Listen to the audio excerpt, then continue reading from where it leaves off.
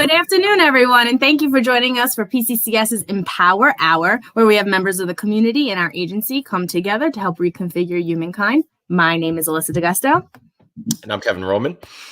And we're here today with two special guests. They are returning guests to our show. We have Chris Marchione, our CEO and Executive Director of Person-Centered Care Services. And we have Bernardo Rivera, who is the Treasurer of SANUS. So thank you both so much for joining us, and thanks for coming back. So we're really happy to have you.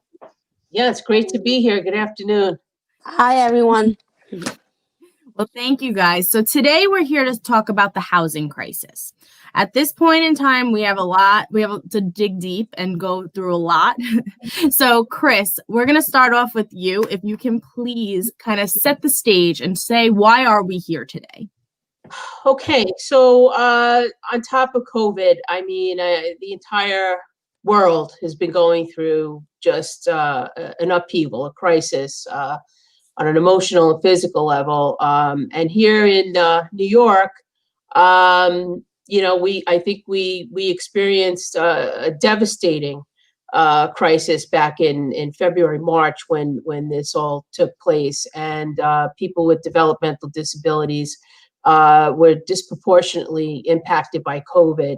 Thousands of people were infected with the virus, and to date, I believe it's close to 500 people with developmental disabilities have died due to the virus. Most of those people live in group homes. We have to look at that. That's just something in addition to what we're going to be talking about today. But most recently, Governor Cuomo instituted what we call 20% withholds for anything paid with New York State funded money. Unfortunately, that's hitting Department of Education, that's hitting mental health services, it's hitting services for people with disabilities. When we were first made aware of it, when the disabled community was made aware of it, which was about maybe 3 to 4 weeks ago. Time is so fluid these days. You don't know if it's morning, noon, or night sometime. And the days and weeks, kind of merge into one another.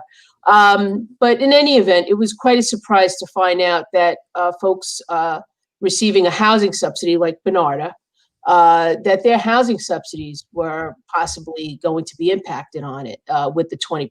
So if Bernardo or folks got $100, towards their housing subsidy, they were only going to get $80. And we know that it's a lot more, much more than that. With that, there was a lot of noise that was made. People like Bernardo and parents of people with disabilities and providers got together and, approached the governor and his team and said, you can't take it away from housing subsidies. And that's on hold right now. It's not off the table. It very well could happen. The talk is that it's very unlikely that it will, but we haven't gotten an official, no, it won't.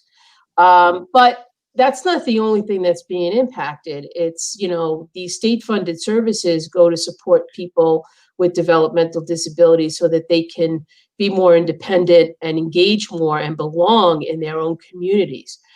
This could go towards assistive technology devices for people who communicate other than speaking.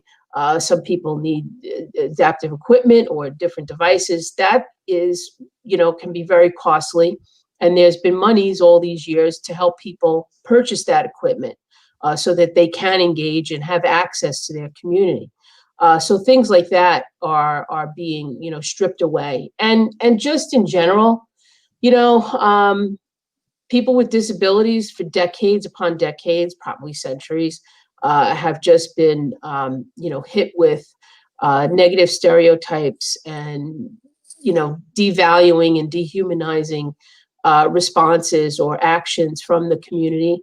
They've never felt that they belong in their community because the attitude, surrounding disability is so negative. When a government, your own government, institutes, these cuts, what does that say? I can't even imagine, what that feels like when you're someone who wants so much to work and be part of your community, and the things that you need to do that are being stripped away. I can't even imagine how devastating that feels. And this has to stop. You know, I mean, we could talk more, about that, but I'd like to give Bernarda an opportunity as well, and see what she's thinking about this stuff. Yeah, so Bernarda, let's talk about that. What are your thoughts on the current situation? It's sad for one, and for two, it just like makes me mad that they have to take us as a I'm gonna say as a person with a disability and leave us in the back burner and hide us away from everything. And our housing issue is one big thing, because I came to PCCS 1 year ago, and my fiance came in this year into his own apartment. If that takes away from us being independent and to pay our own rent and to pay our own bills and everything, I feel that we're going to go back to Willowbrook and be like Willowbrook days, that we can't do anything for ourselves. We can't go out and visit our friends. We can't go out and see our families. We can't be independent, and we can't go to our programs, and we can't do anything. And what upsets me is one thing, that the state doesn't see us as individuals that have higher potential out there in the communities. And if they do that to us, then we will all be upset, and fighting for what we believe in has left us now. So it's hard for us right now to say, oh, what are we fighting for? What are we doing here to fight for our rights? Or just let them take everything, and then we be in Willowbrook like we don't exist for them. So it's like being here is like a happy place. We have a happy home to live in. We do things that our families can do, like pay bills, pay the rent, making sure we go grocery shopping. We want to show the governor and the senators and everyone in Albany that we're not what we are back in the day. We're not sitting down and letting everybody take over our lives. No, we want it to be better. We want it to be bigger. We want it to be stronger. We want to show them that we are number one.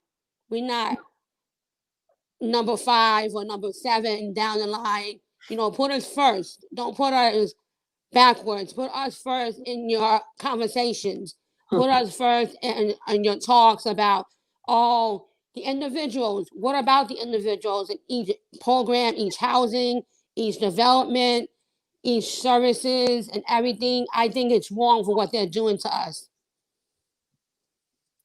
It seems to be that there's a sense of dismissiveness in society at this point. How have you had any personal experience at this point in time with this sense of dismissiveness, or any personal stories that you want to share? Just letting the governor know, please do not take away our funding, do not take away our homes, do not take away our programs.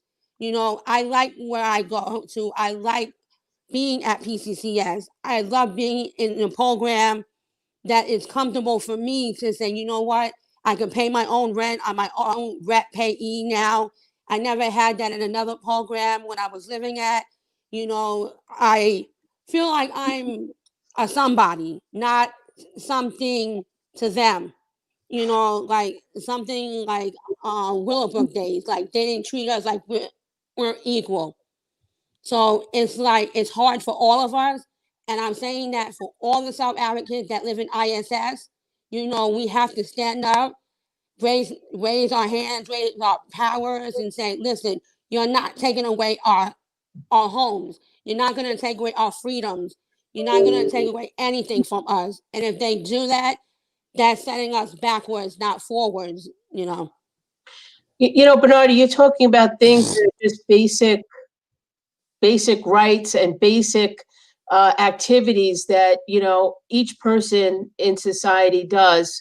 Maybe with support, you know, we all need some support to do things, even paying bills, or balancing a checkbook or something.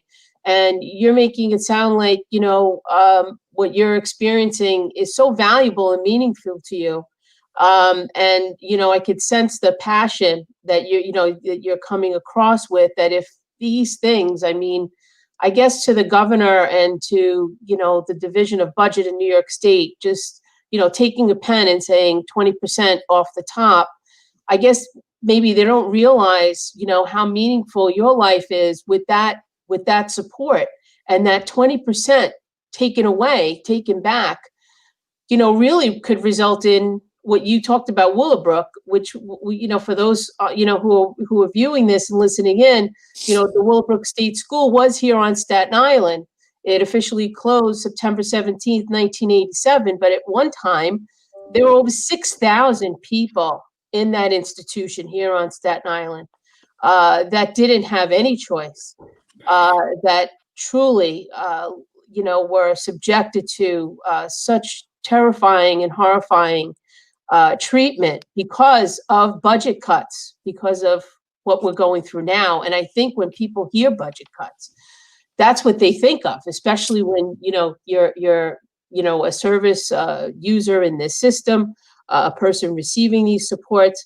I can imagine, the fear that a person would have, and their parents, especially parents who have younger children. I'm sure they're worried about what the future holds.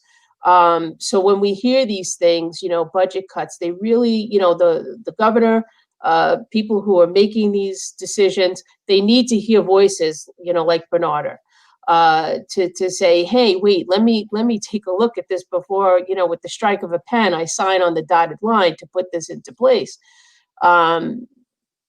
We understand that New York, all the states, look, they're all in hard times right now because of what happened with COVID. These times are unprecedented, but you gotta look for money elsewhere, and I don't know what that is. I'm not a finance person. I mean, of course, the one thing that comes to mind, which I'm sure comes to mind to most people, is, take money from the very rich, Amazon, all those other billionaire companies and people, they got to pay a little bit more and step up, but not when someone is receiving so little to begin with.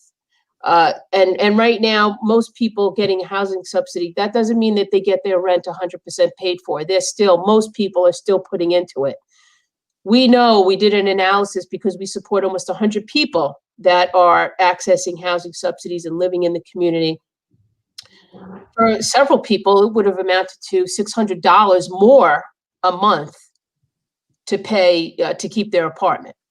And that's really, really hard, especially when they're on a limited income. People with disabilities face, such high rates, disproportionate rates of unemployment. They can't get a job. They want a job.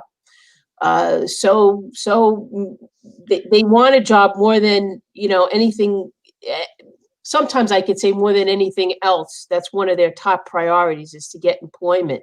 Yeah. And they face such obstacles, whether it's the criteria, certain training requirements, certain education requirements, but they also face that stigma, which we know that many businesses think that they're subjected to liabilities if they hire a disabled person. Mm-hmm. And they think their insurance rates are going to go up, and that's just nonsense. That's just not true. But these are the things, what we call systemic racism, systemic barrier, systemic ableism and racism in our society that disabled people and disabled people of color continue to face. It's not just the budget cuts, but that feeds into it. When the governor imposed this, and if agencies like PCCS pass this withhold along, we are contributing to those forces of systemic ableism and systemic racism. We are contributing to people with developmental disabilities from being able to move forward, to navigate through our society, which is so complex and complicated to begin with. So right now, we need radical change to change the way our society values certain minds and bodies. And that includes, disabled people and disabled people of color. We started taking action with that, with the mobile rallies that we, participated in last week. All of us on this show today were participated in that. Bernarda, you spoke up, you created your own little video and you posted it, on social media, and it's been shared. I see other people actually sharing it again with me. So it's out there, and those personal storytelling is so important, and we really have to keep doing that and engaging in that. And it's important for non-disabled people to take action too. We need their voices as well. Non-disabled people like myself, we don't face the same barriers, that disabled people do. We don't even know what that experience is like. We only know it because Bernarda may share her story, and other folks that we know may share their story, or we get to be these observers, as a service provider. We get to be observers, or, or participate or walk alongside on their journey, but we don't truly know what that experience is like. And so it's up to, Bernarda, you're very brave to come on and to speak out and speak up, to share those experiences, because I know they bring up a lot of emotions. Mm-hmm. They do, for not just for myself, it's for my fiance too. He wanted to go to the rally with us that last week, but he had to go to work. So he was telling me, keep fighting for what you believe in, for all of us on Staten Island, for our program, for everything, and put my name out there too, because someday we can be married, we can be living together, we can do our things together. But if the governor don't see it our way, what are we gonna have? We're gonna have no roof over our head. We're gonna be living in the streets or something. Just keep believing, keep trying, and keep telling the governor, you're not gonna take this away from us. You're not gonna just hear us and then put it through one ear and out the other ear, and then just not saying, you know what, these individuals are right. These individuals are smart. They know what they want. They know what they want to do. And when I went to the rally, with a sense of, please, governor, please don't do this to us. We work hard to get where we at today. And if you take it away from us, what are we here for? What are we here for on this earth? To be somebody or to be nobody? So when I made that video, I made a video not just for myself. I made it for all the South advocates, all of the people that we serve on the island and off the island. It just breaks my heart that the governor don't see it our way. Yeah. I think it's been, the way the disabled community, disabled people have been treated, for so very long, again, probably centuries. It goes back. It's just maltreatment. It seems like there's just this, the disdain and the dehumanization is built into the fabric of our society. And we have to work very hard to change that. I think for so long, different groups, who fight for what they believe in, fight basically for the right to exist. And that goes across, not just people with disabilities, but, people of color. You have Black Lives Matter.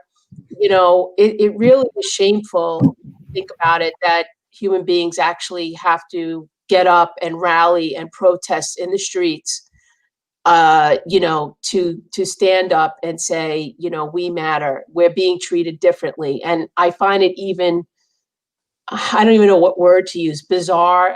I feel it's bizarre, and I get angry when white people don't even notice it. They're not even aware of it, or they think like, that doesn't exist. They're making it up, or it's really not that way. Right. And I guess the cognitive dissonance that they experience, because their brains just can't seem to, think that way. And I don't know how to change that, but I do think it's time that we have to stop being so polite about what we do. I think in a way, you know, I'm going to speak now just for what I know, for the work that I've been doing for the past 30 years and people that I've come to, you know, have as friends and that I care about very much, people with developmental disabilities. You know, that we have to stop walking so lightly. You know, I think we have to really make some noise and show how hurtful this is, and how meaningful the, you know, people with developmental disabilities, they are to us and that they are to our community. We have to really change the way that we present our message. I think one of the reasons why we have been so polite all these years is because we're so afraid, you know, of the current cuts, but what if there's more? You know, so it's almost like you take a step back, you know, and say, okay, I can take this. We'll just do something different, you know. You know, these cuts, you know, or right now it's a withhold. And let me just explain what that is. Right now, what the governor is saying is that we're going to withhold 20%, you know, of the funding. And as a provider, we're responsible for distributing that to the people that we support. It can't just be Bernardo going to the government saying, I need my, you know, my housing subsidy. There has to be an intermediary. And that's what agencies like PCCS do. That's one of the functions. So, you know, when we collect these monies, so to speak, you know, basically if we have, you know, if our budget is $1 million, you know, for state funded services, we expect, you know, $1 million from the state of New York, so that we can pay for all those services and provide all those opportunities for the hundreds of people that we support. Well, right now, what's happening? We're not getting the $1 million. We're only getting $800,000. But yet we still have to pay out the $1 million so that people can get those services. Okay. Like I said, that can be assistive technology. That can be, you know, other things to help people be more independent in their community. Maybe it's a GPS tracking device for someone on the autism spectrum so that they can go out into their community independently. But someone at home is still watching that device saying, oh, okay, you know, they're okay. We know where they're at. That's the whole point, you know, of accessing our community is you have certain things, certain equipment, so that you can be included in that community and participate in everything the community has to offer. I don't know where an agency would get the extra $200,000 if we continue to pay out the $1 million that it costs to run the program and only getting reimbursed from the state $800,000. Where would we get that from? Right. We wouldn't, right? So maybe some agencies, I've heard my colleagues say that if these withholds continue, because the expectation is at some point the state will say, okay, here you go. Here's the money we withheld for so long. Right. We don't know when that's going to happen. We don't know when it's going to happen. And there's also talk that these withholds may very well turn into permanent cuts, meaning we'll never get reimbursed. Wow.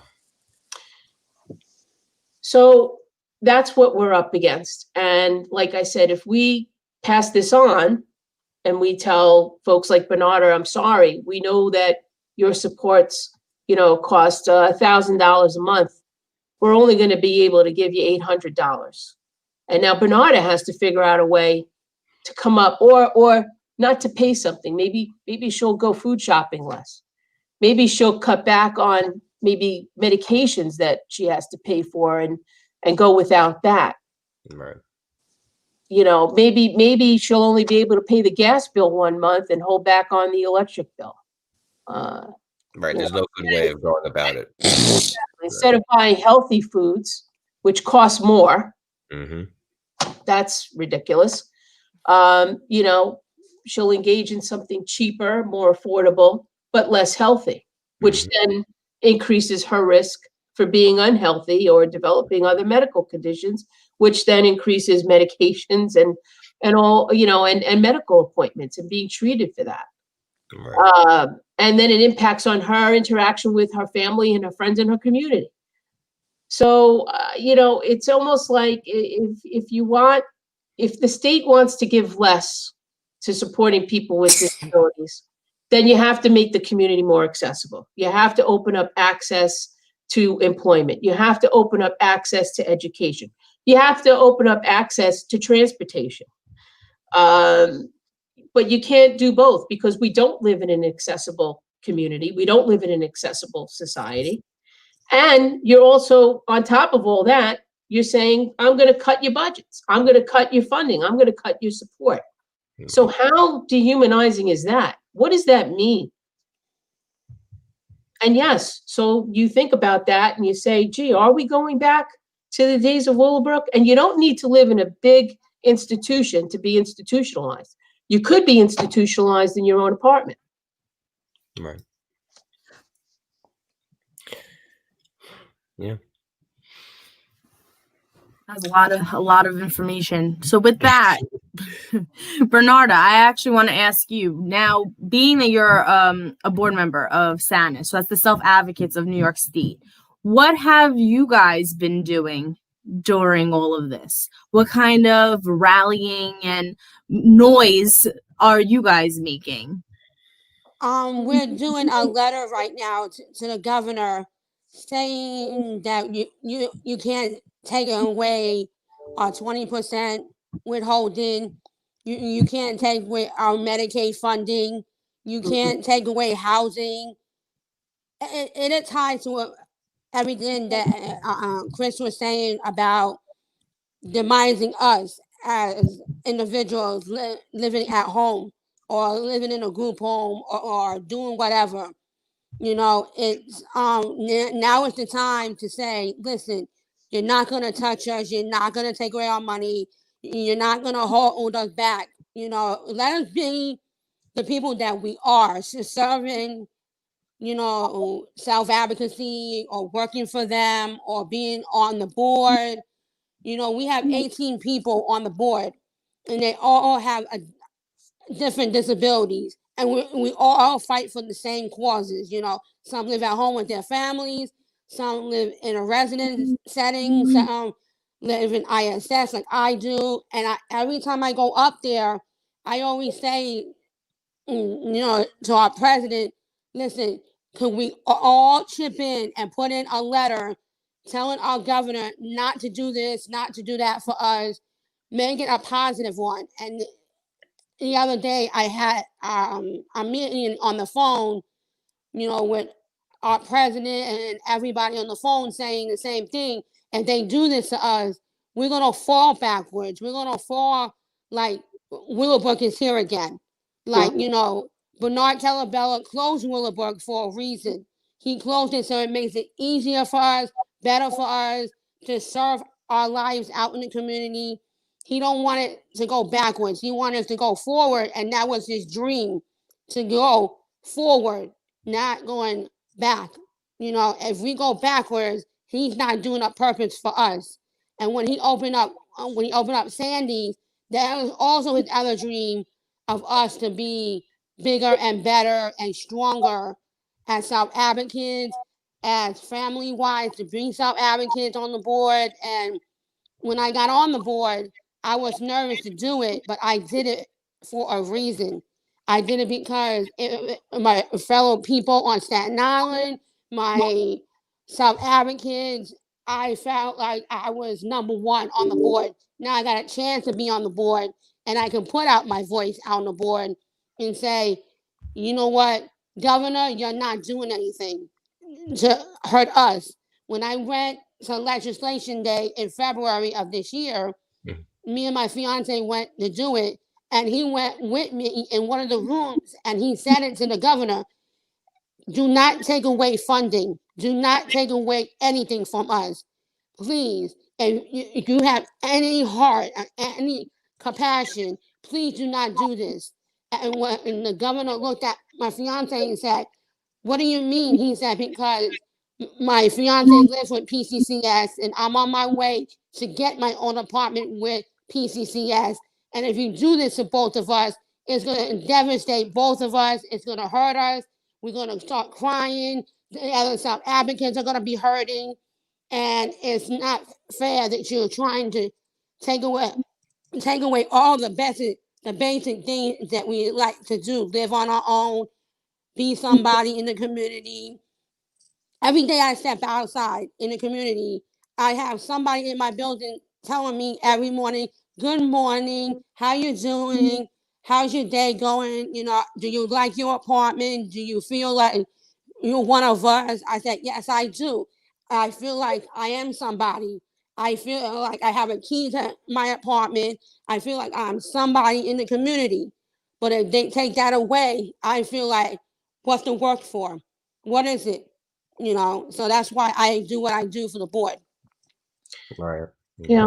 I just want to add, I know we're talking about the 20% to the state funded services, which means New York State pays 100%, for these services. But there's also cuts to people who live in group homes.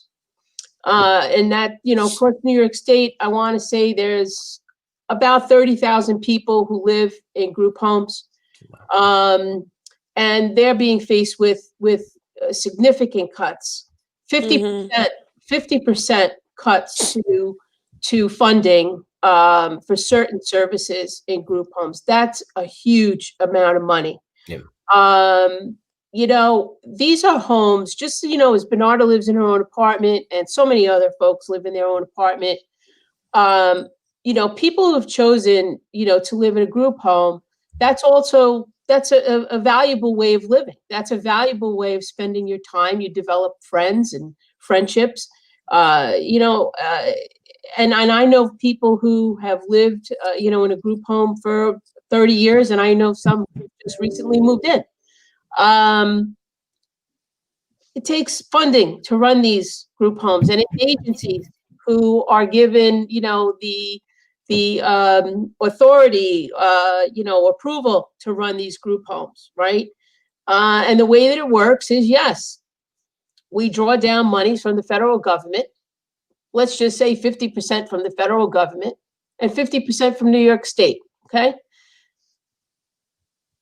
Right now, certain things, certain ways, certain services that agencies, run these group homes, certain things that are going to be impacted will be cut in half.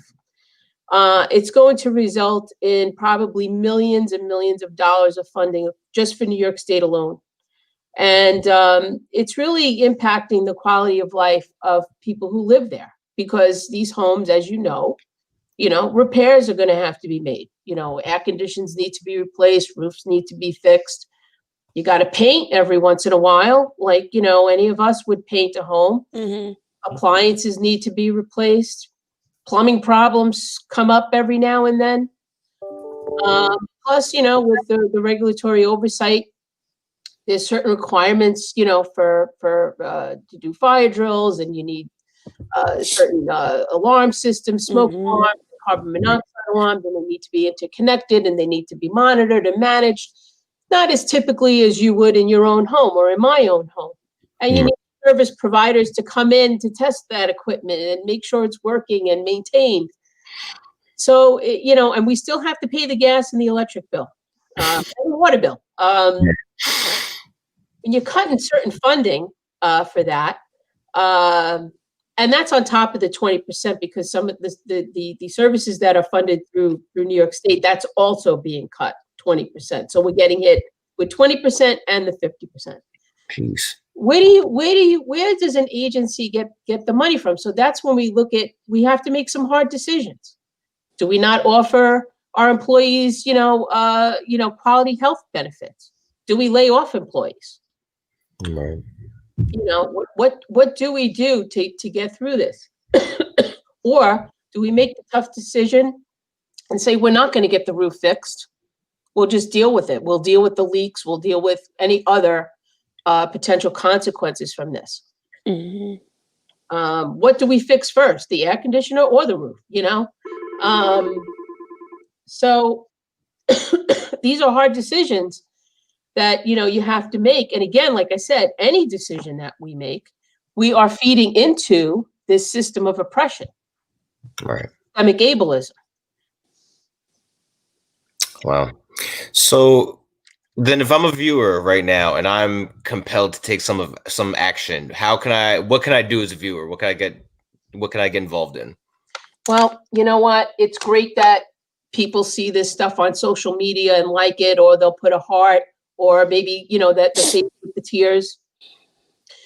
But we really need people to take action with us. So just like at the mobile rally last week, even if you're not a person with a disability, if you don't know anyone with a disability, which I can't believe because 1 in 4 Americans are disabled, right. You need to participate in the rallies. You need to have these conversations. Share this video or share anything you see on Facebook or Twitter. Don't just like it. Take some physical action. I actually just got an email from a colleague that there's an all-day call rally going on. I'm going to share it with you guys. I think we should put it on our social media, but we need to have everyone, get on and make this call or send out email blasts. We really need to do this and bombard our legislators and say, you have to do everything possible to stop this. The 20% withhold needs to be reversed. Yeah. The 50% cuts to residential services, people living in group homes. Let me just add on to that. Since I said that I know people that have lived in group homes or are living in group homes for 30 years, okay? Mm-hmm. Those folks are now could be 70 or 80 years old. When you make cuts to people, now you're talking about people who are elderly, who are, at the other end of the life spectrum, who should be now entitled to sit back and relax, reflect on the life that they had. Right. Now they have to be worried and concerned about, the conditions of their home. Is there even going to be a home with all this upheaval and everything? What will agencies do? I'm on other phone calls with agencies talking about how they can consolidate. Will they have to move? Imagine being 80 years old and you've been in your home for 30 years and now you have to start packing your bags to move somewhere else, possibly with people you don't know. Ridiculous. So the way that it's just amazing how as human beings we're capable of such greatness, such kindness, and look at all the harm we can do as well. Mm-hmm. And it's always the people in power, the governor and people at Division of Budget, even at OPWD, at the state agencies, you have the wrong people sitting up there. Mm-hmm. You need people with disabilities talking about these things, also giving their ideas, their inputs on how we can do better, how we can build a more accessible society. You hardly have anybody up there in Albany that's disabled, that maybe has a disabled child. You have some, I'm sure. I'm not saying there's none, but not enough. Because if we had disabled people up there, we wouldn't be having this conversation right now. Right. So when I talk about radical change, that's also what I'm talking about. Right, the lack of representation is so major. Absolutely. I mean, hell, we're still fighting for women's rights, and rights of people of color, So it just doesn't end, and it should not be this way. So with that said, any final thoughts from both of you? Where can we go next? Where should we go next? What's our next step? Keep believing, keep fighting, keep doing what we do best as self-advocates, yelling out, speaking out. I don't know how to change the system. I have self-advocates that work for OPWDD. And, and I'm going to shout out his name, Chester Flynn. He works for OPWDD, and he has a disability, and he already said it, the other day when we had our meeting, that these 20% cuts are the stupidest thing that they can do to us, to any individual. It could be our fellow colleagues that work in the offices, down to self-advocates who are on the board and live in different areas. These are stupid things that they're doing, but they're not seeing what's in front of them right now. The self-advocates blowing up their mouths, they're blowing up signs, they're doing everything they can to say, you know what, why are you hurting us? Why are you doing this? And when Chester said all those things, it made me realize one thing out of the whole entire thing that he did. It made me realize that you know what, Chester, you're not alone. I'm in the same predicament as you. You work in OPWDD. You know, you see it, you hear it, you know it, you're facing it now. You fighting for us as also, but you know these cuts are making it harder for everybody to live. You know, it's not just me; it's my friends that live in an agency right now. You know that when I moved out of the agency last year, you know they were hard to see me leave, but they wanted the best for me. You know, and if they stay there and they don't have a roof over their head, you know, they're gonna look at me and say, what is she fighting for me for? You know, is she gonna fight for me as much as I'm doing anything else? You know, they need my help too. You know, they ask me every week, where can I go to fight this? What can I do to do this? I say, well, you know what? Write a letter to your governor. Write a letter to your senator. Look on the internet. You have a cell phone. Go on the internet, put in Governor Cuomo's name in there, and he'll pop up. The other day, I got a letter from Andrew Cuomo saying that, you know, the times that we're going through with the pandemic, it's hard. The kids are out of school right now. You know, I'm fighting to keep it the way it is. I'm trying to get the money together. And I called his office the other day, and I said some things on his machine that make him realize. I said, I'm a self-advocate for Staten Island. I live with PCCS as an agency. I live with the state. Please, Governor Cuomo, if your father closed down Willowbrook, please don't let us go backwards. You can fight the same way that your dad did for us. You know, bring out some extra money out of your pockets, out of your, out of the governor's pockets. Blow it out there. Say no. Do not do this. Do not ever, ever take it away from them. When I left that message on his machine, I got another email from him saying, thank you for putting out your voice. I'm going to bring that to the table. I'm going to let everybody know that you're an excellent, excellent self-advocate. You know, when I went to the rallies upstate, and spoke to each governor, and I said the same thing. Housing is my number one priority. Do not touch us. Do not touch anybody in the state. So when I brought that out, I let him know also to every of those governors out there, you're going to see my face more. And the more you see my face, the more you're going to get tired of hearing me.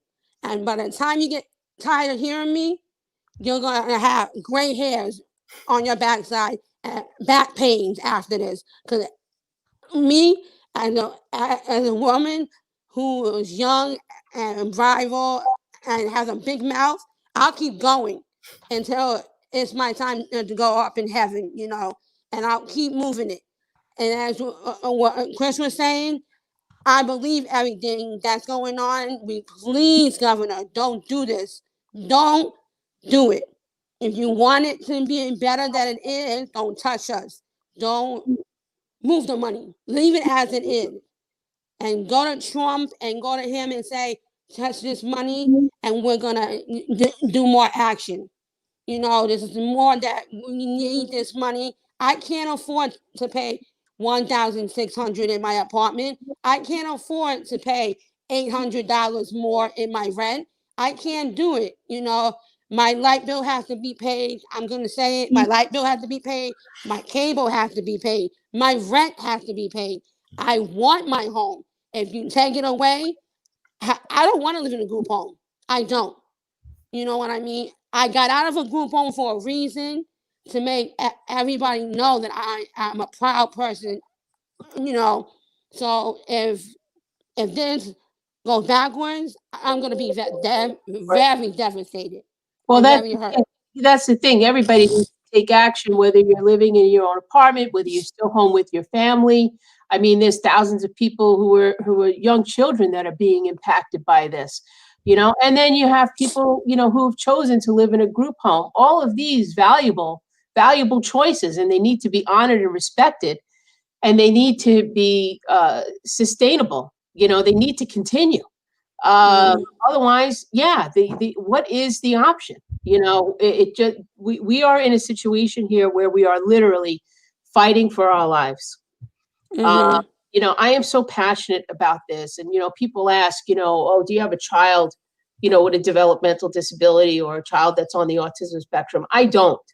I don't. I just happened, you know, a little over 30 years ago, I was, you know, working in my family's hardware store, and you know, I met this, you know, some guy came in, and he had an account, and I asked him, oh, what is this? What is this? And he goes, oh, it's an organization that provides supports for you know, people with disabilities. I'm like, oh, interesting. And at the time, I was a psychology major, and he's like, oh, well, you know, we're hiring for counselors, and I'm like, oh, you know, what's that about? And I had no idea. I had no idea. And that was my first job, you know, in Brooklyn.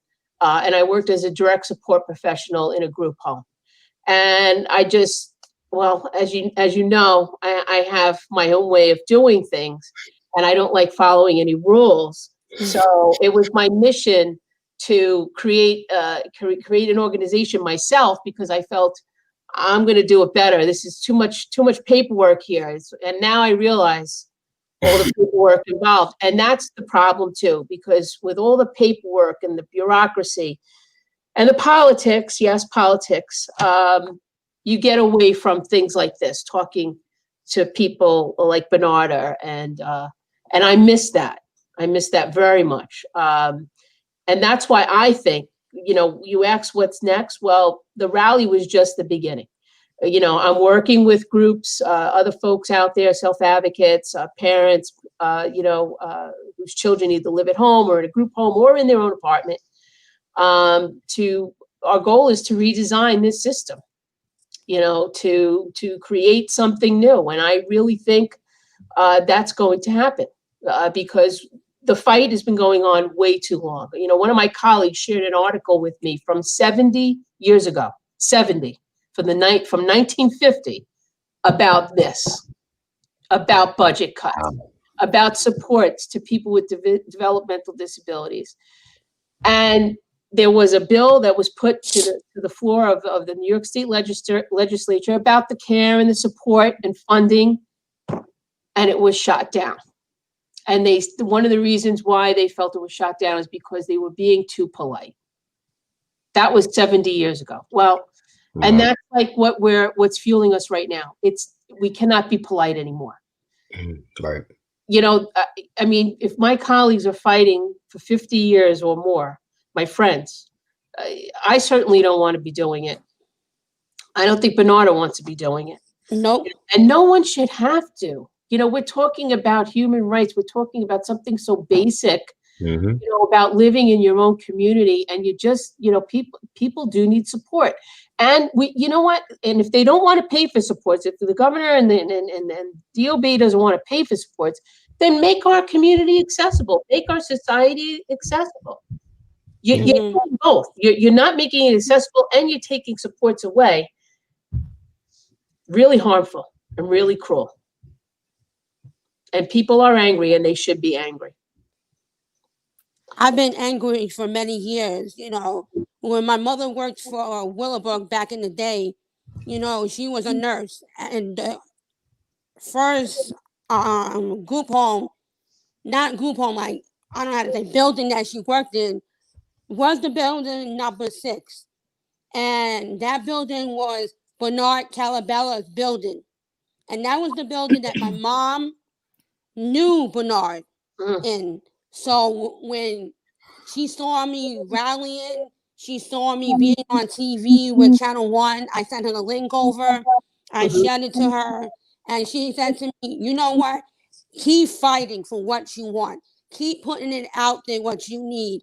And for everybody else, I am proud of you. I am proud of you that you stood up for your rights, and you stood up for your beliefs, and you stood up for everything. You know, in the 70s, it was hard for my mother because she was a nurse on the ward, you know, and she had millions and millions of one child to take care of. And she said, if everything, like she put it this way, if it wasn't for the job that I did back then, I would have never took the job. I would have never took it and see the horror, the pain, the struggles that these young people are facing now. And with my daughter standing there and crying in front of the governor and pushing the issues and doing um, what is it, campaigns and speeches, and she goes out to conferences and she stands up there and reads a speech out there. It's hard for my child to go out there and speak. It's hard for anyone to go out there and speak up. It's hard for the South Advocates to stand up and read a piece of paper that's 15 pages long and say, Governor, you should be ashamed of yourself for taking rights away from us. You should be ashamed of yourself for hurting us or our legislators. And when they hear that, they're like, wow, the South Advocate means what she says and she's doing it. And when they seen all this at the rallies last year or this year, when we did the DSP rally last year, you know, I went this year to see the governor's offices, and I was chosen to do it. When I spoke, and I said it right there, I said, 1 year ago today, I moved in with PCCS, and if it wasn't for my staff, if it wasn't for my care managers, if it wasn't for anyone to push me and say, you know what, I believe in you to live on your own, I wouldn't be sitting right here doing the podcast, doing rallies, doing anything. I could sit at home and just say, do whatever you want to do it be. Just do it, you know, and take it as you want to take it. But for me to sit there and say, you know, fight, fight, fight, I do believe in what goes on in the world. You know, I grew up with a development disability, a learning disability, but my learning disability doesn't stop me from fighting for my housing, for my group homes, my friends, my family, whoever it is, you know.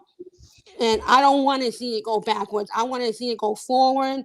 And then, God forbid, one day, if I have a child with a disability, I want to tell my child, you know what? The same thing I'm fighting for when I had this apartment here, I'm going to keep on going. And if you want your own apartment, I know the 5 people that support me the most. And I will let them know it's my MSC, it's my program, it's my South Advocates, it's my mother, my father, my soon-to-be husband. Those are the 5 people that I know that are on my corner with me. So I just wanted to say that we have, you know, we have a conference coming up. You know, it's a regional conference coming up, and it's September 29th. It's from 1 to 4. And, you know, I would like to see everyone to come out and join us. You know, you can speak to Evan Yankee, and his, you know, I will give you his number. It's 917-597-9382, or you can call Sandy. She's our regional coordinator, Sandy Mislow, at 845-242-7031. And she's our regional coordinator. And we would love to see everybody come out and fight and talk about issues that are going on. I'm going to be speaking on the behalf of things going on, you know. I'm going to be speaking on the behalf of MTA, you know, making changes with MTA for the disabilities and stuff. I'm going to present somebody to come in. You know, it's a fun time to join. We have this, we just doing it is this year. You know, usually we go out and we do things, you know, but we're setting up our statewide conference on Zoom. We're working on it now. So I'm on a committee for that. But please join us on this day. It will be, I would love to see everyone out, not just myself and people who are whatever. I want everyone on Staten Island to come out, even my program to join, everybody. You know, I thought of everybody in the program to come and join me to see what I do as a board member. Not just me sitting there and doing nothing. I do a lot. We're looking forward to it. Oh, yeah. Bernarda, we'll be there. I'll be there. Thank you, everyone. Thank you, Bernarda. I really want to thank you. I did put Evan's email address in the comments section, so if anyone wants to reach out so they can get that registration information, that's the best method to do it. I want to thank you both. It is time for us to have those ugly conversations. We are not going to be polite anymore. We are going to have it in everybody's face. For those of you who are watching, please stay tuned on our social media. We are going to post today's mobile phone rally that's happening all day today, so that a flyer will be up shortly. I want to thank you both again. We will probably have you back because we want to make sure that we're throwing this out there and really making that change that is so needed and so necessary. For those of you who want more information on the rally that we've attended last week, you can take a look at our social media and YouTube page. We have about 10 to 15 minute video that kind of covers why we were there and the impact that this rally had. And I want to thank everyone who watched, and we will see you all next week. Bye, everybody. Bye.